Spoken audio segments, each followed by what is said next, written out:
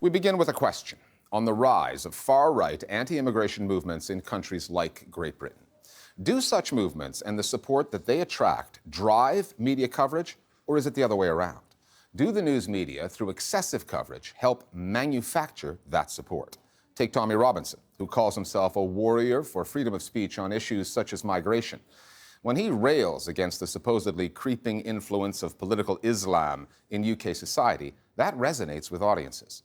But what came first, his newfound popularity or the coverage of him? A recent academic study suggests that right-wing anti-immigration political parties such as the UK Independence Party, UKIP, owe more of their success to the news media than they would care to admit. That news outlets do far more than just reflect current events.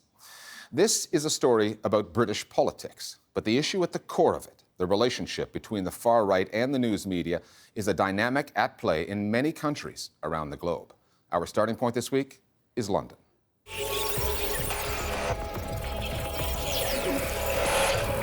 Tommy Robinson, the leader of the English Defence League. Tommy Robinson, leader of the EDL. When it comes to figures like Tommy Robinson, the question isn't just when to cover him or how. Do you take any responsibility for that being hate speech? You think that's hate speech? I'm asking. No, do you think that's hate speech? I'm asking you. The larger question is why. When you scroll back to the beginning, to when Robinson had no tangible following, did the British media cover him and provide him with a platform in the first place? The intuitive idea that I think a lot of people have in their minds, many journalists included, is that if you see some sort of idea or actor that you find troubling, let's say, with respect to the public interest, you want to go and report on that. You want to say, look, this might be a problem. The counterintuitive model, which is I think the one that actually holds in reality, is that it actually ends up being a feeding frenzy. I've got a lot to say, nothing to you. That boosts these figures further and further into public support.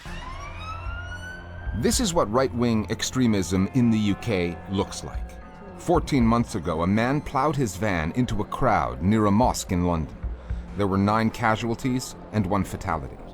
At the trial, the court was told that the driver, Darren Osborne, wanted to kill Muslims, was a follower of Tommy Robinson, and had been in email contact with him just days before the attack.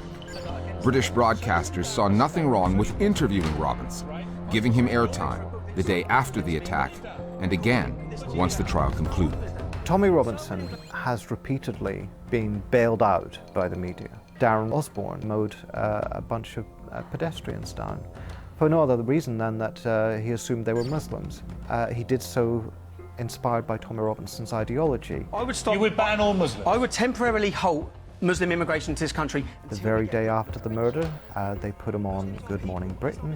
The day after Darren Osborne goes to jail, they bring Tommy Robinson onto BBC Newsnight and give him a chance to represent himself as a martyr. We had 3 terrorist attacks in quick succession, and rather than talk about them as a radicalising factor for why this man reacted, you want to put it on the fact that I report the truth. Every single time the media has given him a platform and made a politician out of somebody who was essentially a far-right football hooligan. One of the most dangerous games that the political liberals and the left have played over recent years has been to call for the banning of views they don't like, because underlying all of this is a contemptuous underestimation of our fellow citizens who we assume are going to be easily duped, easily turned into racists, easily influenced. I think that's a very dangerous, contemptuous way of treating our fellow citizens.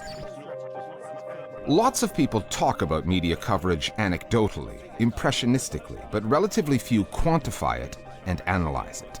An academic study published last week in the British Journal of Political Science examined more than a decade's worth of coverage by British newspapers of UKIP, the UK Independence Party, an anti-immigration party which fought for Britain's departure from the European Union. The authors looked at the chicken and egg question of what came first. Was it UKIP's rise in popularity, followed by increased coverage? Or did the press coverage of the party precede its surge in support and have a causal effect? We found that media coverage is a predictor of public support in future periods, but we did not find any evidence that public support is a predictor of media coverage. So there appears to be a unique causal effect between media coverage of these far right-wing populist parties and their rise in electoral significance. I don't think that the media should be in the business of making moral decisions about what kind of voices are heard on the media. I don't think the media is to blame for the rise of Tommy Robinson. Tommy Robinson has opinions which should be heard, argued over, discussed, and that's not the same as saying that you endorse those opinions. Depriving him of mainstream media coverage just means that he gains a certain mystique, as though his ideas are so frightening that you have to keep them out of the mainstream. The British media have been creating a space, for whatever reason, for the far right, well in advance of any ostensible support for them, and to justify it by saying, but if we put them on television, we'll expose them. And what turns out to be the case is that journalists know very little about the history of the far right, about the history of the individuals they are arguing with, about their politics, or even about how to engage with or challenge their most offensive claims. In the end, they end up being played by the far right. One of the broadcasters that interviewed Tommy Robinson over the Darren Osborne case last year, and has since given airtime to his supporters, is the BBC. This is how it explained its decision to provide them with a platform. There will be some politicians, public figures, or views featured in our news coverage that some of our audience will find unpalatable. We wouldn't, however, censor a political viewpoint, as we have a duty to create a platform where as wide a range of voices as possible can be heard. We aim to analyze and scrutinize the facts so our audience can make up their own minds. BBC wasn't the only British media outlet we approached with questions. We also wrote to ITV and a radio station, LBC. Neither chose to comment. They've let their work speak for itself. Generally, journalists are relatively inhospitable to extreme fringe, far right-wing populist viewpoints. But once those actors do force themselves onto the agenda, then there's a feeding frenzy that occurs. So that's how I think media and journalists specifically can produce a reality that they actually don't really want to see.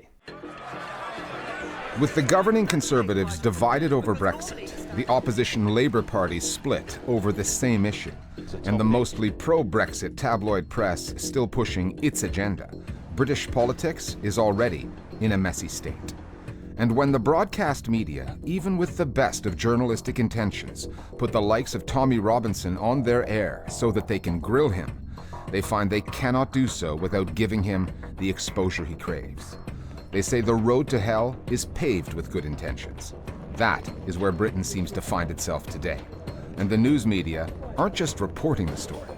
Many times, they have a hand in driving it.